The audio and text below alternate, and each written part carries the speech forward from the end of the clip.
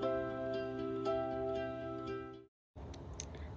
everybody, welcome to another video. Today, instead of doing a tutorial video like I usually do, I decided that I wanted to do something a little bit different because soon I plan on doing more videos about the anatomy using graphite pencils. So I figured that it would be helpful if I did a video just explaining what graphite is and how to use it. So I came up with 6 questions that you might have, and today I'm going to answer them. So let's go ahead and get started.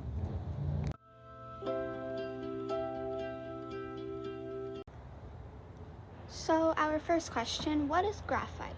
Basically, graphite is the lead that is in a regular pencil that you would just normally write with. If you look in your set of pencils, you'll see that it probably comes with pencils labeled as 2H and HB. Most normal number 2 pencils are one of these. So graphite is just the lead that's in a regular pencil, but for drawing. Okay, question 2. Why should I use graphite and why is it so popular? The answer to that is simple. Graphite is a very easy medium to use as a beginner. It is super easy to work with. With graphite, you can easily focus on getting those shadows, highlights, and other basic skills in without getting too involved using color. This is the best medium to use when you start drawing. Question 3. What do I need to buy when starting graphite? I posted links below to the materials I bought, but you don't have to buy the exact same brand that I got. You can pretty much get whatever brand you want. So here I have a pencil box containing multiple different sets of pencils. There are so many different sets available out there, and I've tried several, but in my opinion, just buy the one that fits your price range because all the sets are pretty much the same and the pencils don't have much difference in them. Now you also need paper. You can either get a sketchbook or a sketch pad. Here I have both. Once again, it doesn't really matter which one or what brand you get. There are also some other random things you will need. Some sets come with these while others don't. First of all, this is a kneaded eraser. You can use the eraser like this and then stretch it out to make it clean again.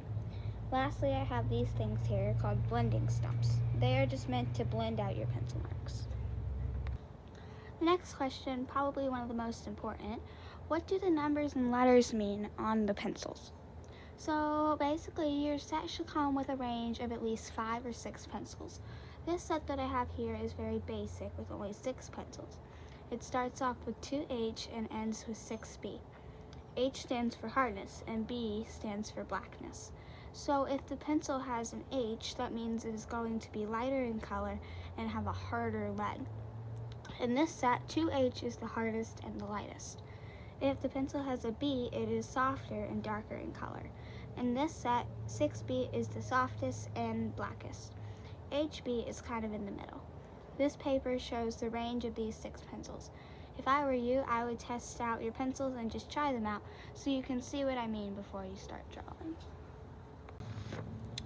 Question number 5, also very important. Why are there so many different pencils and how do I know when to use which one? So basically, the lighter and harder pencils are best for firm outlines. They do not blend very well, as you can see here.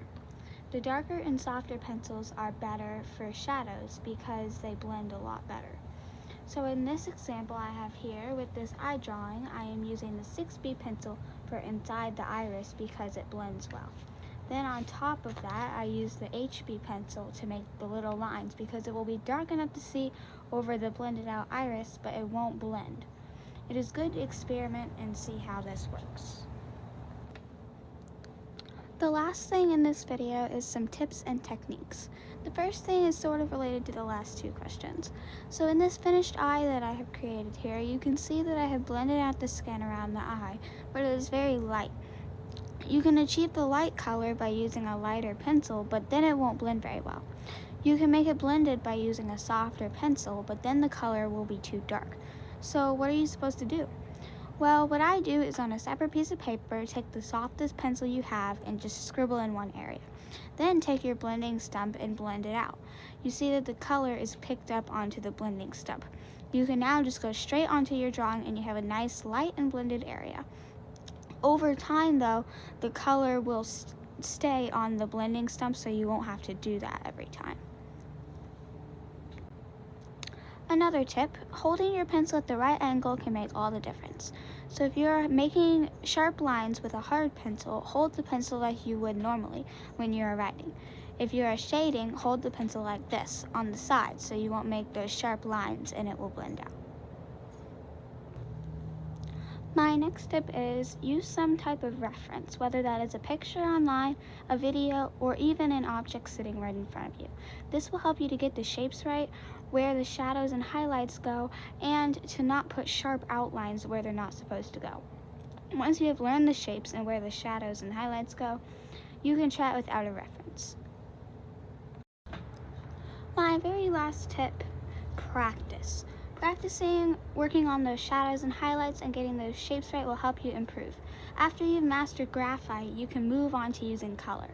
Practicing is what makes progress and makes you better at using a medium. Well, that's it for this video. I hope you found this really helpful. Please like this video and subscribe to my channel. Enjoy drawing!